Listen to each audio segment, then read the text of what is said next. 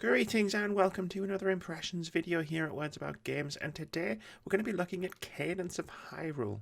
Cadence of Hyrule is best described by its full, if wordy, title. Cadence of Hyrule, Crypt of the Necrodancer, featuring The Legend of Zelda. Everyone's favourite roguelike, rhythm-based dungeon crawler is back for probably the most unlikely sequel of all time, a crossover that serves as a Legend of Zelda spin-off. And while Brace Yourself Games definitely brings a lot of the magic that made Crypt of the Necrodancer such a special experience, Cadence of Hyrule definitely feels like it was designed first and foremost as a Legend of Zelda experience, rather than a Crypt of the Necrodancer game with a Zelda reskin. You start as Cadence, protagonist of the previous game, who is sucked through a portal to Hyrule after Octavo conquers Hyrule Castle and puts Zelda and Link to sleep.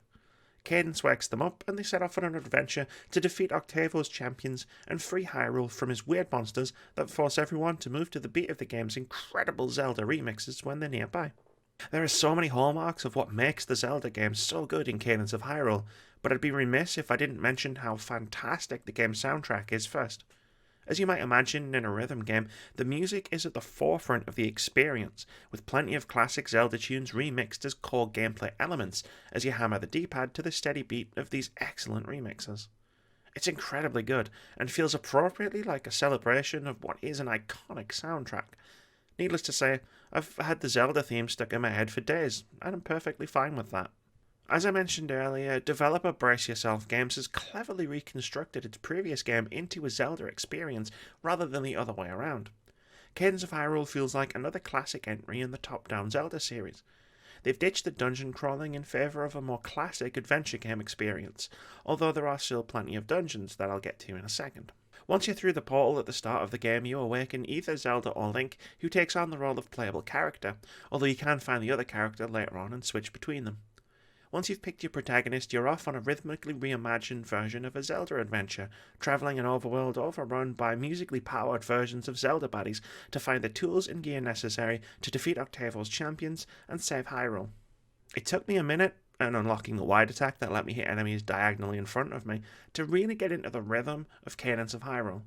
But once I did, I found one of the most compelling gameplay experiences I've had all year. Learning the different enemy movements and attack patterns is brilliant, especially when they're all mixed together on a single screen. This is probably as close to a tactics game as Zelda has ever come. Battles take on an almost puzzle-like element as you strategize how to defeat each assortment of enemies while moving to the beat of the music. More so if you turn off the requirement to move to the beat in the options menu, which sets the game so enemies move whenever you do instead. There's also a focus on puzzles, as you'd expect from a Zelda game. There are your standard environmental puzzles, trying to figure out how to get to a seemingly out-of-reach area. There are also fairly standard puzzles, mostly revolving around music, such as waking Tingle up by moving to the specific beat of a song.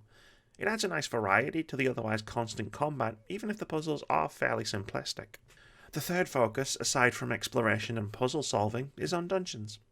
There are a ton of smaller dungeons hidden through the world containing a single puzzle or encounter, as well as the main dungeons, which house multiple areas to navigate, and the game's boss fights, which are some of the best combat encounters in the game, forcing you to react to a variety of attacks while still trying to get close enough to land some hits. Cadence of Hyrule still features some of the roguelike elements of its predecessor, albeit in a slightly more forgiving form. When you die, you'll drop some of your equipment, like torches or breakable gear, and all of your rupees, but you'll keep your diamonds, which you earn for clearing screens and dungeons of enemies. When you fall, you're taken to a screen where a mysterious character will sell you equipment and permanent upgrades that can give you an edge in your next run.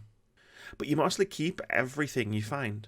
There's permanent gear such as Zelda classics like the bow or hookshot, and there's temporary gear such as boots that stop you sliding on ice, torches that illuminate your surroundings, or rings that grant you buffs that break if you take too many hits. It's a little weird that the game segments its equipment into permanent and temporary, but it does make sense as you play. The only criticism I have of Cadence of Hyrule is a pretty minor one, which is that it can be quite difficult to figure out where you're supposed to go next, until you find the hut of a witch doctor who'll read your fortune for the cost of 10 rupees, which you can handily acquire from the monsters that spawn right outside her hut. Once you give her the cash, she'll plonk a quest marker on your map for you to follow. Without it, you wander the overworld with no idea where you're going.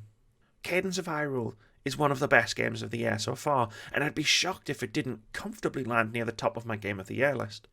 It's easily one of the greatest Zelda spin-offs I've ever played, and might actually be my favourite Zelda game period since at least Wind Waker. Brace yourself, games have taken the Zelda IP and truly crafted something unique with it, and I'm looking forward to continuing my quest to see absolutely everything that their outstanding Zelda game has to offer. Thank you very much for watching this video. If you've enjoyed it, please leave us a comment, like, or subscribe to the channel if you haven't already. We've got tons of awesome videos coming every week, including review impressions, indie game of the week, debate-driven top 5 lists, video essays, and our weekly podcast where we discuss games, gaming culture, and the games industry. We also stream 3 times a week at twitch.tv/wordsaboutgames. But most importantly, have a fantastic day.